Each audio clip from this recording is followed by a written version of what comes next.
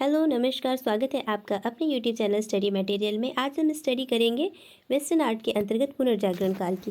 पुनर्जागरण काल को रिनेशा आर्ट के नाम से भी जाना जाता है। पीजीटी टीजीटी में इसे रिनेशा आर्ट के नाम से ज़्यादा पूछा जाता है। तो इसका जो प्रारंभ हुआ था 14वीं से 16वीं सदी तक रहा था। एक्यूरेट अगर इसका सन पूछा जाए तो उसे आपको बताना है 1350 से लेकर 1530 ईस्वी तक हुआ था। पुनर्जागरण काल का जो स्टार्टिंग हुई थी वो कुस्तुनतुनिया के पतन से हुई थी। थोड़ी सी बैकग्राउंड की हिस्ट्री जान लेते हैं।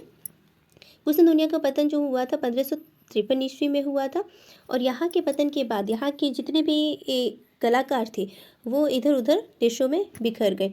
और दूसरा इसका कारण था यूरेशलम में था धर्म युद्ध हो रहा था, इस वजह से और थे। और मुसलमान और ईसाइयों में बहुत मतभेद चल रहे थे और कुछ इसकी व्यापारिक स्थितियाँ भी थी और सामंतवाद का पतन हो रहा था। इस कारण से पुनर्जागरण काल का आरंभ हुआ।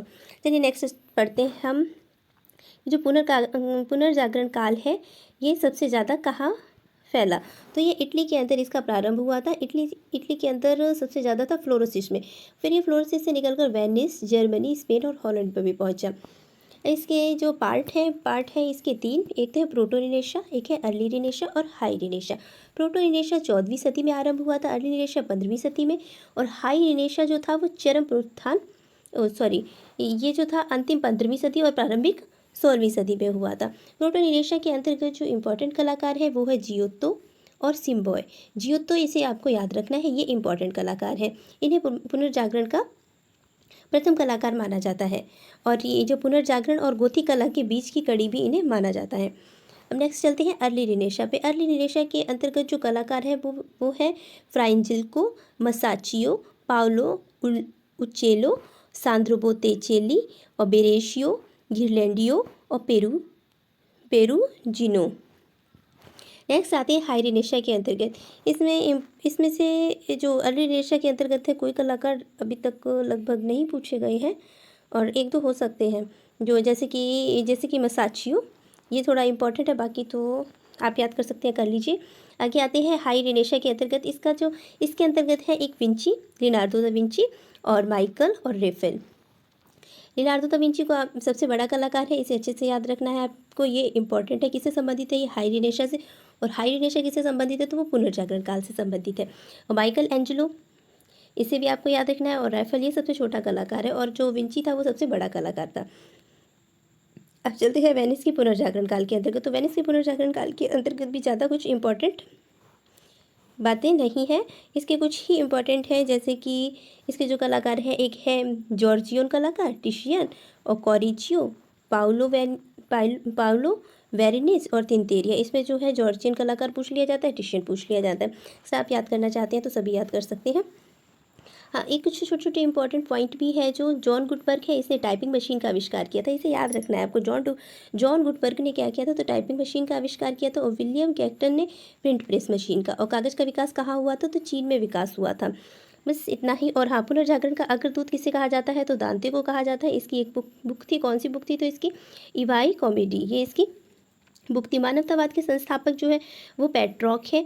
और आधुनिक राजनीति का जन्मदाता मेन्यावली फ्रांसीसी बेकन, जो आधुनिक राजनीति के जनक है वो है मेन्यावली। और फ्रांसीसी बेकन पुनर्जागरण के सर्वश्रेष्ठ निबंधकार हैं। ठीक है, तो जो फ्रांसीसी बेकन है वो पुनर्जागरण के सर्वश्रेष्ठ निबंधकार हैं। ये छोटे छोटे पॉइंट हैं, ये पूछ लिए जाते हैं कभी कभी। अब नेक्स्ट आते हैं हम रीतिवाद पर। रीतिवाद का जो प्रारंभ हुआ था वो 1530 से 16वीं ईस्वी में हुआ था। और इसमें जो है इसमें ईसाई धर्म को चित्रों को विरोध किया गया था। अब इसमें जो इसका जो है जो मुख्य आधार था चित्र बनाने का, तो उसमें की गतिपूर्ण आकृति को दिखाना जरूरी था। और इसके पिता जो कहे जाते हैं, रीतिवाद के पिता कौन है? तो माइकल एंजेलो है। इस आकार की आकृतियाँ ज़्यादा फेमस थी। जिस तरीके के इनके पैर इनके पीछे की तरफ बनाए जाते थे और पूरा धड़ ऊपर बन जाता था। और इसे जो एस आकार की आकृति को कहा जाता था क्या? कॉन्ट्रापेस्टो। और इसमें जो फेमस इसमें क्या है? इसमें ईसाई धर्म से संबंधित चित्रों का विरोध किया गया था। और इनके जन्मदाता जो है, रीतिवाद के जन्मदाता किसे कहा जाता है? तो माइकल एंजेलो को कहा जाता है। ये पुनरुत्थान और ब्रोक कले के मध्य की कला है। अब जो अच्छा हाँ देखो, ये जो इनके पिता है माइकल एंजेलो ने तो स्टार्टिंग कर दी थी, लेकिन ये जो आगे जो विस्तारित हुई है वो राफेल के शिष्यों के द्वारा विस्तारित हुई। तो राफेल के शिष्यों को याद रखना है। राफेल के शिष्य किससे संबंधित है? तो रीतिवाद से संबंधित है। तो इनके कुछ 4 शिष्य हैं। जैकोबो पोंतागर्मा, इसने एक चित्र जो बनाया था बहुत फेमस हुआ था, वो था द विजिटेशन। नेक्स्ट इसका है सेकंड नंबर का जो शिष्य था वो है परमिजियानिनो, जिसने एक चित्र बनाया था मिडोनिना विद अ लॉन्ग नेक। और इसका जो थर्ड जो शिष्य है वो है आर्सिक वेल्डो, और इससे जो चित्र बनाया था वो स्मार्ट रोडोल्फो फर्स्ट का था। तो ये इसका काफ़ी फेमस चित्र है। और यूलो रोमानी जो इसका शिष्य था, इसका कोई भी चित्र फेमस नहीं है। चलिए नेक्स्ट चलते हैं ब्रोक कला पर। तो ब्रोक कला के कुछ इंपॉर्टेंट पॉइंट देख लेते हैं। तो जो ब्रोक कला है, ब्रोक कला का जो आरंभ हुआ था वो 16वीं से लेकर 1750 ईस्वी तक रहा था। ये जो फैली थी ये रोम इटली में फैली थी। इसके जन्मदाता भी माइकल एंजेलो हैं।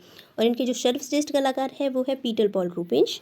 अन्य कलाकार के अंतर्गत आते हैं इसमें से इम्पॉर्टेंट, बाकी तो सारे लिखे हुए हैं, आप खुद ही देख लेना। और इसका जो इम्पोर्टेंट है वो है रेम्बा, और एक है पीटर पॉल रूबेंस, और जॉन वर्थिमर भी है, और बर्निन है जो एक मूर्तिकार है। बाकी ये जितने भी सारे हैं ये सारे चित्रकार हैं, ये सारे चित्रकार हैं।